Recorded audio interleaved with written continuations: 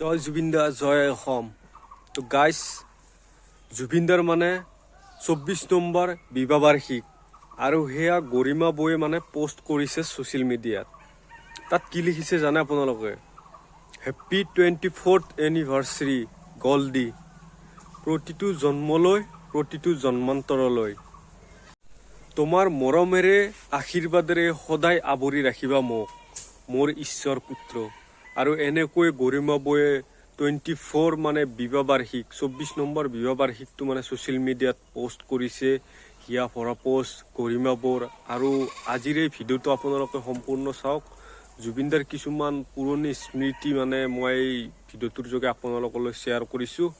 ভাল লাগিলে লাইক কৰি দিব। কি কৰিম লাইফত কৰিয়ে পোৱা নাই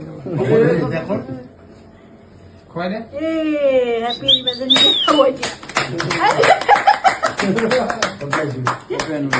হেপী এনিভাৰ্চাৰী না না ভিডিঅ' কৰি লওঁ এবাৰ বক খুৱাই দে বক খুৱাই দে দে খুৱাই দে মোৰ হাতখন ধৰা আছে দে দে দুই ধৰ কি টাৱেলখন ধৰা মোৰ হাতখন ধৰা কি কৰিম কাটিছো লাইফত কৰিয়ে পোৱা নাই খুৱাই দে হেপী এনিভাৰ্চাৰী খাব এতিয়া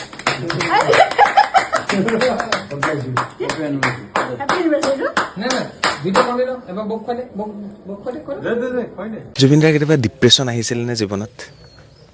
মোৰ কেতিয়াও অহা নাই, কিয় নাহে মানে? ডিপ্ৰেশ্যন বোলা বস্তুটোক আঁতৰাই ৰাখে নেকি? আজিলৈকে নাহিলে। কিন্তু চব মানুহে জীৱনত মই বোলে বহুত এবাৰ- ফেজ দেখিছোঁ লাইফত, বেলেগ বেলেগ বেয়া ফেজ, ভাল ফেজ, বেয়া ফেজ। বেয়া ফেজটো বহুত দেখিছোঁ।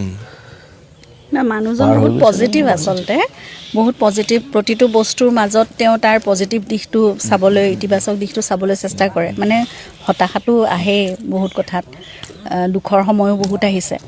যেনেকৈ কয় ধুমুহাৰ সৈতে মোৰ বহু যুগৰে ধুমুহা বহুত আহিছে, কিন্তু তাৰ পৰাও তেওঁ সৃষ্টিটো কেনেকৈ কৰিব পাৰে সেইটো হয়তো তেওঁ জানে।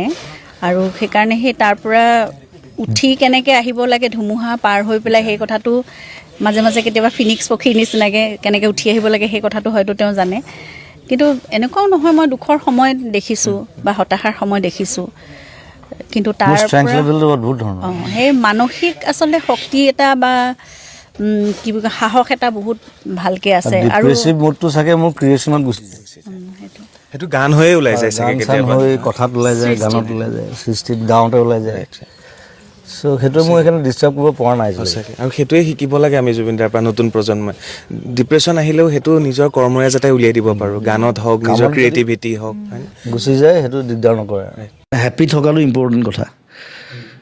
যিমান টেনশ্যন থাকক, যি নাথাকক, হেপ্পিনেছটো ক্ৰিয়েট কৰিব পাৰিব লাগিব ভিতৰত। আৰু জীৱনত হেপ্পী থকাটোহে আটাইতকৈ ডাঙৰ কথা। তেতিয়াহে ভাল কাম হয়। নিজে যদি হেপ্পী থাকিব পাৰে, সি বেলেগক হেপ্পিনেছ দিব পাৰে। নিজে যদি ডিপ্ৰেছ হৈ এনেকৈ বহি থাকে, সি কি হেপ্পিনেছ দিব আনক? জন লেননৰ কথা এটা ক'ম নেকি মই? কওকচোন। জন লেননটো জানো, বিটলছৰ।